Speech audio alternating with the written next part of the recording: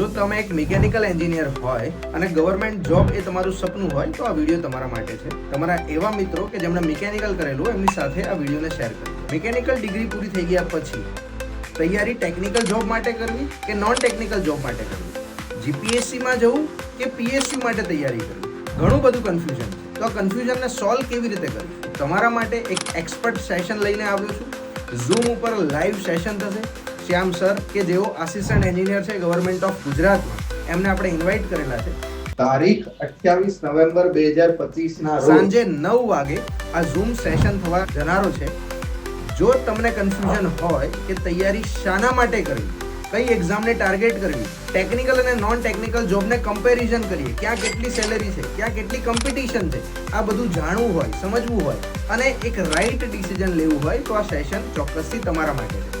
Registration કરવા માટે નીચે આપેલા મોબાઈલ નંબર પર તમે કોલ કરી શકો છો યા તો કમેન્ટમાં લખી દો રજિસ્ટ્રેશન લિંક તમને ડીએમમાં મળી જશે.